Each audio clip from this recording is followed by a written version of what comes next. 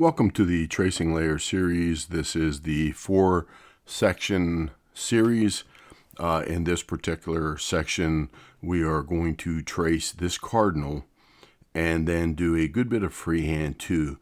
There is one other section of an ornamental lamppost. We'll be pretty much just tracing only, but this is for those who want to take advantage of the tracing layer, but then also do some freehand if they wish to. In this particular example, what we're going to do is we're going to retouch it first. And again, there was a whole section just on retouching. So what I will do is explain how I'm going to retouch this photo and do that in a speed retouch. And then we'll lay out how we're going to set everything up. I have some layers here now set up, but we will change those a little bit once we're done retouching this, and then I will set everything up as a tracing layer and what will be influenced and what will not be influenced, but we will do that after we retouch this picture. And what I want to do is just the same thing as in the section of retouch. I want to actually retouch the photo to make it better as far as either aesthetics or composition. And of course, that's the artist's choice as to how they want to rearrange or change things and what they think looks best from their original photograph. But now in this particular one, this right here kind of really bothers me. And in photography, we would call that a UFO, an unidentified foreground object. And what I mean by that is when something is out of the depth of field of the subject and it starts to get as big or even bigger than the subject, but it's unidentifiable. It's so soft that yes, it's a vine, but is it helping the composition or is it hurting the composition?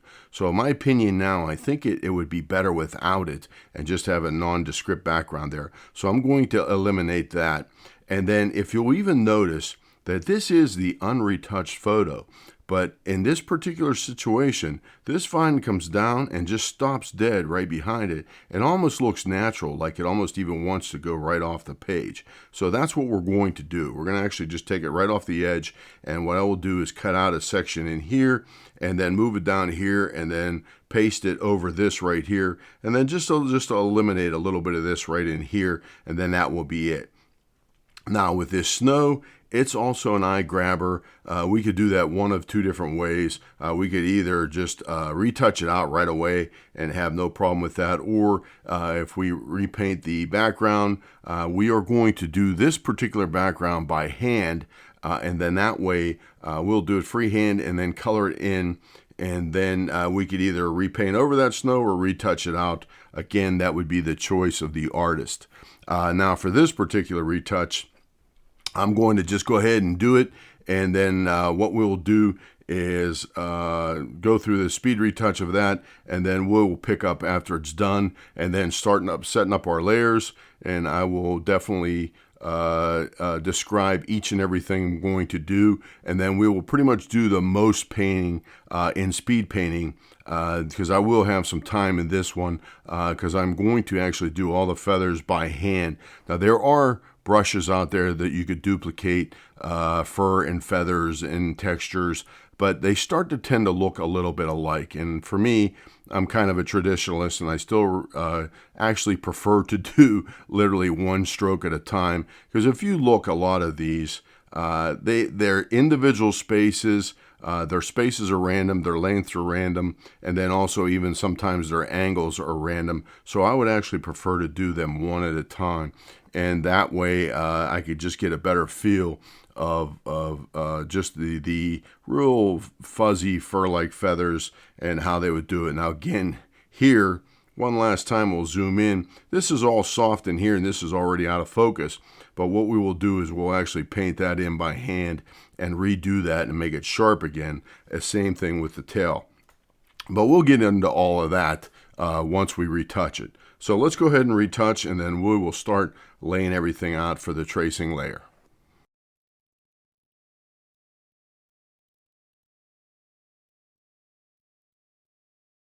Okay, now that we finished up the retouch, I just went ahead and added just this little piece here that I cut out here. I went ahead and got rid of the snow and just cloned it out. You could have painted over that or retouched it out. Artist choice, of course. But now that the retouch is done, we'll go over how we set up our layers. Now, you could use as many or as little layers as you want. I actually work in a traditional way from the background to the foreground. So anything that's in front of something else, I will keep it a separate layer and then paint the heavier, thick oil brush strokes over what I've already painted, and just to build up the layers that way. You could even work on one layer and paint right up to something if you want to, if that's the way you choose to paint. But I just try to mimic a traditional painting. And this layer system, I'll explain everything to you here, that this is the original photo. Now, being that it hasn't been retouched, we will replace that one with these two combined down here.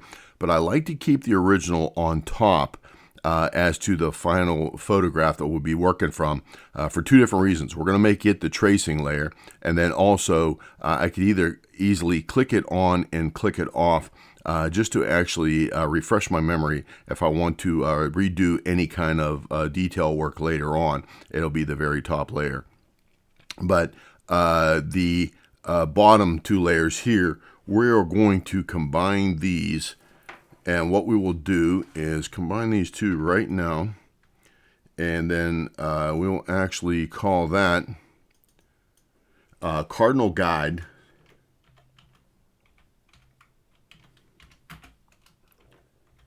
And you will see why here in a minute. And then what I want to do is, I always use black as my default just to show the photographs. And I'm going to change that to white, which I think should be right there. And then that will be it. And then you'll see why that too in a few seconds. And then what I want to do is actually duplicate this layer. And then I'm going to move it up to the top because we have to replace this one. And we can leave this one here. What we'll do is we'll call this one original.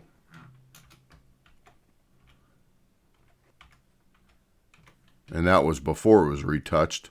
And then I'll go down here and change this one to the Cardinal tracing layer. And that is the one that we will be using as the tracing layer. And the reason why is this is going to be the full color picture we will be actually pulling our colors from. So if I make that the tracing layer now, then all of these buttons here, these dots, are the influenced layers. In other words, whatever layer I'm working on, if there is a dot on here, then I will actually be pulling my colors out of this tracing layer.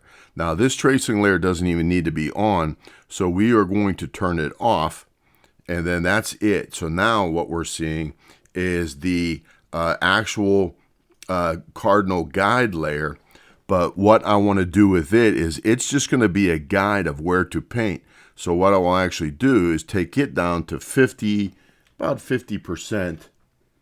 And then that will be it. And then once I start painting over this, even though it's 50%, I want it to so I could barely see what I'm painting. And this way, it's just a guide, just to show me where I have to paint and what I am painting, the difference between the foot, the bird, the vine, and what have you. But what I will actually be doing is pulling my colors from this layer, which is the full color photograph. And this way I can also turn this off and on again to see if I want to look at any kind of detail or anything that I want to use. Now keep in mind throughout this painting, I am even going to bring up other photographs for the eye and a couple maybe other different details here and there. Because working from a photograph, it's just a source of a reference. Because you paint like a photographic style or a realistic style, doesn't mean you're just duplicating over a photograph. There are many things you could change and adjust and actually improve on a photograph. Because for me, working with cameras for quite some time, there are quite a bit of limitations that cameras have compared to being able to design something from a creative point of view where there are no limitations whatsoever. Now, with that said, we're going to turn this off. We're going to down here, and then being that this is our guide, what we will do is first, I have my traditional palette here of the Winsor Newton colors. I'm going to go in and open up. I will get a 25 color palette, and what I'll do is I'll just open up the exact same photo, and when I open it up, it will create me a custom color palette of the picture here, mainly the vine and the cardinal itself, and then the background colors of the grays and the snows. And then what I could do now is actually, I will just give you an example of how this works. And I'll just go to the background and we'll erase it back out. But what the dot will mean is I will be pulling colors out of here, and I'm going to do this in oils. So I'll go to my oils. I'll just use that filbert just to start us with. And these settings look pretty good here. And I'll even zoom in a little bit just to see what we're doing here better. And anytime I touch down and pull, I'm going to be grabbing that color. Now, my sample area is set at 5x5. So that's the amount of pixels I'll be pulling out of as an average. So you could adjust it as fine-tuned or as large as you want, up to 5x5. But now if I go to the red areas, then I'm going to start picking those out. And when I start doing this, I am going to follow the patterns of the bird. I just don't want to randomly be taking colors down, or I'll be destroying the pattern that is the bird itself. So what I want to do in this particular case, so I'm going to kind of do this fairly detailed and realistic. I'm going to follow the patterns of the feathers themselves, and then that will give me a nice base coat to work with. Now keep in mind, once we keep on doing this, we can even consider this then a finished product. If you want to paint a little wee bit looser, then you could either go into a blending brush or even just change your settings up here and then start blending these colors together. But then once you even have your colors down, then you could even turn off the actual influence layer itself and then start working just with the colors you already have, and you won't be grabbing new colors constantly. You'll just be working with the colors you have, and you could blend them in a little bit or soften them up. But now if I turn it off and the background I'm going to do freehand, then that means I can actually use what colors I want. And then no matter what color it is, that is the color that will be going down. I will not be taking it from this particular photo right here anymore. It will just be freehand, and I will be able to choose what colors I want. And that I may even add some colors later as to what all colors this palette will have. But with that said, I could go down here and actually eliminate all that. And then now we would be ready to start. And again, I may start combining some of these layers, changing some of these. Later on with the detail 1 and 2, I may not need all of these layers. I just built them just to give you an idea how to set up a layer structure. You may not need all these layers, but what I will actually do though, then once I start going to the freehand, then I will turn these off and then just use freehand of choosing my own colors to work with and refine the bird and the vine and what have you from there. But what we'll do is do the background first, and then we will paint it in. And what we can actually do is paint it right over the vine, and then just to kind of right up over it, so the edge. So that way, when I go to paint my vine, it will be overlapping the background enough. But when we do that, we could handle that a couple of different ways. I could even go back to the background layer and turn down the opacity so then I could still see the original picture again, or I could even just turn it off and know that my background is done the way I would want it. That you could choose to do however you want or whatever works best for you. But with all of that said, let's just dive right into the background, and we are going to freehand it out with just these colors of grays here, and we'll get started on that, and then we'll go right into the bird. And then once I start freehanding, then I may actually just stop and just give you an update of what we're doing, or go on from there. We'll see how it goes. But we have a good bit to do with this guy, and we'll give it a start. So let's get started. Okay, I'm just roughing in the background. What I'll do is just lay down some different colors and then blend them together to get that nice airbrush effect. Next, we'll be coming up with the tail, just roughing in the colors. The tracing layer system is an excellent way to lay down your preliminary colors. You're not spending time going back and forth to the color palettes. You're actually just getting them right from the tracing layer photograph. This is a real time saver, actually, just to build your scumble coats and also your base painting. Now I'm just going back in and starting the patterns of the feathers, but keep in mind I'm definitely going to work with the exact patterns. I'm not just going to randomly grab any color. What I want to do is start building how I'm going to start painting in the details later on. This is just as important as the finish layers later on when I start working in the details. Now just working with the head, the crest, and now working down into the chest. Just trying to get rid of any straight edges so they're nice and soft looking, blending one color to another. And then also this will be, again, the base coat with several more layers of feathers and colors going over it, just to build a thickness and just depth to the feathers themselves.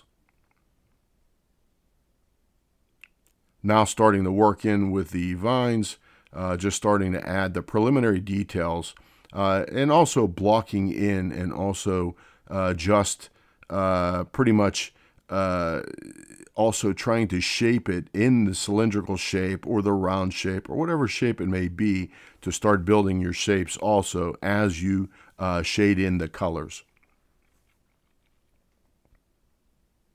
Blending the colors on the wings. I'm now just putting in the last couple details and just layers that I'm going to work with in this particular speed painting section. And now we'll take a break and discuss what we're doing so far. Okay, just a quick update here. This is what I was talking about before, that when we do the background, we can actually just paint right over. And say, for example, I actually turn off the grapevine, and then also detail number 1, I had some things there too when I changed how this branch looks, and a couple other things I just changed, and I actually just made them up as I went. But when I take those things out too, then what it will be is actually just back to our Cardinal guide.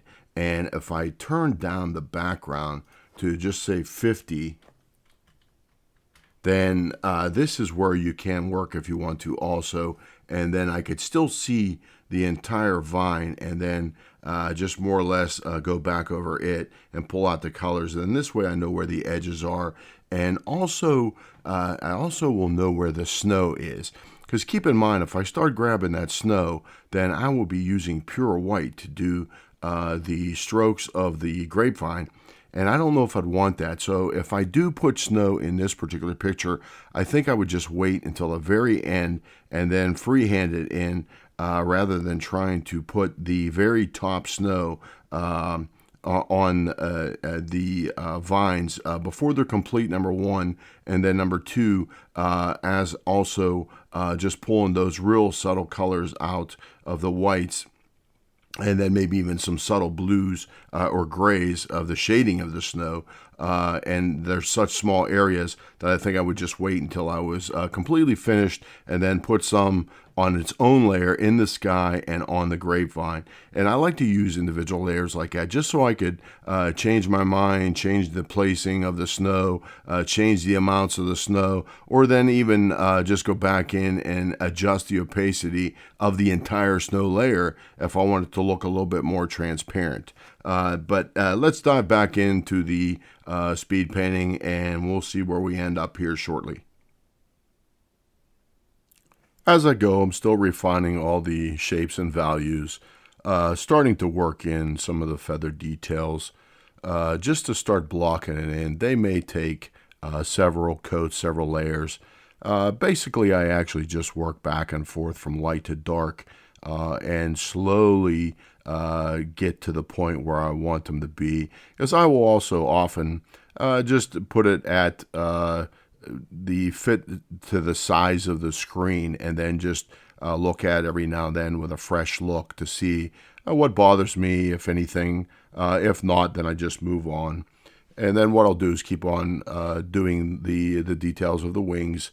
But I think what is most important is with digital, you have so many options. You're really not stonewalled into any final outcome. You could always change things, renew things, redo things, and then as long as you especially keep them in layers, that'll give you the options to go back and change things or rearrange things later. It's nice to have options when you're spending a lot of time on a piece. Some folks work with just a few layers. That's fine too. But for me, I actually do it for compositional reasons, just to give me options later to rearrange stuff. Okay, time for a quick update, and I'll just try and go through this real quickly.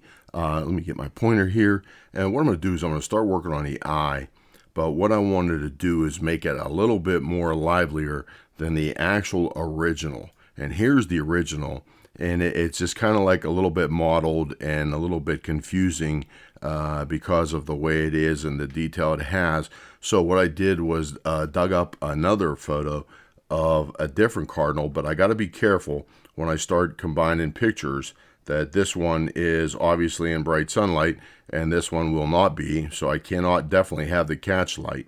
But then also, just as a quick point of reference, I also loaded this one up, and this is a glass button. I use glass buttons for icons for different things, but my point is just how it has the glow on the bottom. And to actually mimic or just render glass, there is going to have to be some values and changes and gradations involved to make it look like that. Now this one has these two catch lights here are from artificial lights to give it that glass look. So I obviously don't have any artificial lights involved in my eye, so I got to be careful with that too. But now with all that said, that will be just what I use just to piece the eye together. And then I want to add some complexity to the vine, because right now the actual painting, it's well on its way, and I can start to get some details and what have you involved. But what I want to do is actually start adding a little wee bit more like pieces hanging off, or just some more splits and different things happening. From these two pictures will be my reference and guide to be able to add a little wee bit more just interest to this particular piece of vine, so it looks more like a grapevine versus just some kind of a branch from a tree, and that will help determine what it is. And then also later I can easily go back in and work on my background. Since it is just its own layer and it's behind everything else, I will just add some darker spots. And then again, as I said before, I will add the snow on its own layer so I can control where they're at and how much diffused they will be, and then create the different layers of snow of some of the ones that are going to be bold and white in the foreground, and then go off to a blur, a real soft white spot of those that will be in the background.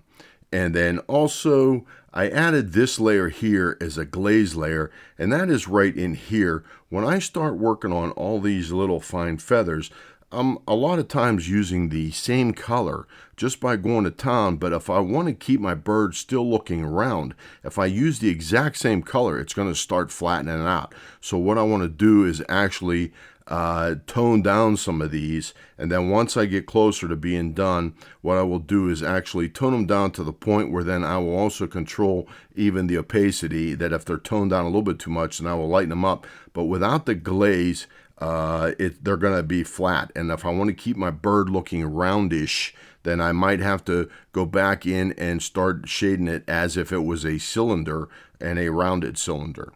With all that said, let's go back and get some more done, and we'll see how this male Cardinal turns out. Okay, just working on the eye again and just giving it that glass spherical look will help give it depth, so some of the colors look like they are floating above the eye, because the eye will have a glassy look in real life. Just putting in some of the feather patterns and then just watching very carefully. It probably is worth noting that when I work, I am lucky enough to have a 3-monitor system. And when I do all these paintings, I have my reference also set up on one of the other monitors and then just draw from it. And every now and then I'll stop and look and just to see where I'm at and to make sure I'm doing what I need to be doing actually, and just building it up in layers and stages. The tail, what I'm doing now, is called the rachis, or just a shaft of the feathers. And if you'll notice, they are on specific sides of the feathers as the tail fans out, because it is important with anatomical accuracy is what I strive for. And sometimes you can't pick that up in a photograph, that you may need several to work from to get your feather patterns down and what you're actually doing exactly. Building up some of the shaggy bark and then going back and forth to the finer feathers, and then just scumbling in, roughing in where I might put some of the just the shaggy bark hanging off. I got to be careful so I don't make it look too shaggy, because that usually is only the more mature, thicker grapevines. And this one will be fairly thinner, only because of the size of the bird will dictate what the scale of everything else is. Scumbling in just some of the final things, and then just roughing in the background. We'll take a break and talk about it. Okay, time for a quick update. Let me grab my pointer here. And I went ahead and just started some of the background just to take a break from the vine and the bird. I may do a little wee bit more to the bird and a little bit more to the vine, just to actually bring some of this out in here, and even put a lot more just cracks and crevices in, because of the way the vine splits as it grows. I can't put too much ragged edges on it because it's a smaller vine, and the smaller vines don't get real shaggy like a full-size vine does, the bigger, thicker pieces, and that would be dictated by the size of the bird. So for that reason, I have to be careful what all I do and not make it look too thick too quick. And then what I'll do next is then just start putting in some of the snowflakes, the out of focus ones, and then some piled up on some of the vine here, and then maybe a few small pieces here and there on the bird, just like the original is right here. And then what I will actually also do is keep the snow all on its own layers, just so I could either move them around, erase them, change them. Keep in mind, you could even do something digitally speaking. If there wasn't so many involved, you could even do 1 or 2 of them, 3 or 4 of them, and then copy paste them. But I don't really want 400 layers over here of transformed snow. So I'd rather just do them quite literally one at a time, and then slowly diffuse each one and randomize my size through the brush up here, and then also just keep them still on their own layer, just so I could still rearrange their location and or opacity, things of that nature. And then I'm not, how would you say, just solid as to where they are. It'll give me options to be able to move them around a little bit for the sake of composition, so none of them bother me in particular as to, again, I want it just as an after effect, and not to take away the attention to right here to the bird's face. With that said, we will dive into some more, and we're winding down now, so it won't be too long at all that this will be done, and that will be it. Okay, just starting to lay in some of the snow. Again, I may put these on different layers just to give me the options of changing things around, erasing them. And I'm not, how would you say, again, making any kind of final decisions of anything I do. It just gives me the options to change things later. If I don't like something, then I actually would not have to blend it out or paint over it or anything. I would actually just be able to just erase it out. I added a little bit more darker background. I think it was needed just to give it more of a deeper, darker winter look, and then just still fine-tuning the grapevine itself for more complexity. And it all adds up in the layers that I use, and then also shadowing the feathers and making it look round. Okay, that ends the speed painting, and thus concludes all we're going to do on this particular piece. Just a couple of quick notes, and then we'll wrap it up. When you photograph your own pictures, it is a very big advantage because you actually do know what's going on at that particular time you're taking the picture. And one thing I do remember is that it's a very cold day, and with the dry snow, the snow is fairly fine, and you could tell that by the proportions of a bird compared to it, because these cardinals obviously have a designated specific size, and when you compare the snowflakes to your eye, then it will dictate how big the snow is.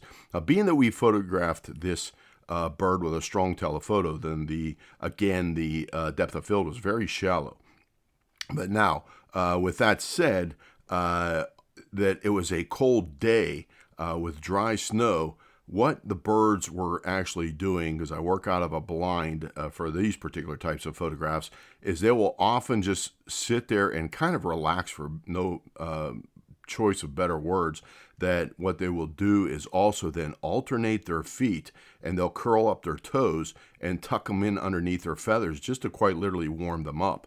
And that is why I added this little wee just shading right here, and it'll kind of make it look like this little tuft of feathers is sticking out a little bit more. And then it'll also help explain why the bird only has 1 foot. But now, with that said, if I wanted to have a wet snow look, then I would obviously have to have the snow melting, or actually have water running down and have some kind of a color changes here, and then maybe even give a couple of hints of water droplets or what have you running down around the vine itself. But with the added pieces here, here's one interesting thing I noticed, that if I turn on my tracing layer, this is the photograph with the paintings. And oddly enough, they actually don't look too bad even mixed in with the photograph itself. So at least I kind of know I was on the right track when I was putting them in. And then that way, if I turn that off, then this is just the painting, of course. And then one other couple of things I would like to show you is the eye itself.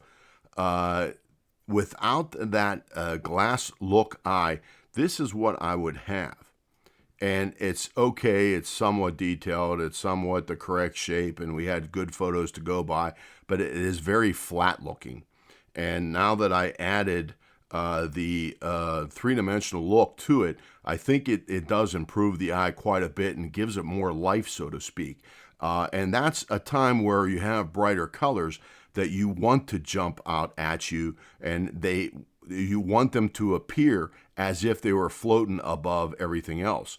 But then in other times you may want, like what this is right in here, what's called a lost and found, where the colors of the vine start to blend in with the colors of the bird. And what that will do is create a three-dimensional movement, so you could go and travel within the painting and not just back and forth and that's it. Whereas if I have my snow starting to blend into the vine, but then also blend into the background sky, then that's where that will also just blend the vine in and make a three-dimensional movement also. But with the snow and everything else pretty much as is, I actually want to show you one last thing right here. Since the big ones are the closer snow in front of the bird, I really didn't like this one here. It kind of bothered me. So what I would actually do is just go back down to my snow layer 1, grab my eraser, and then just take that one out completely.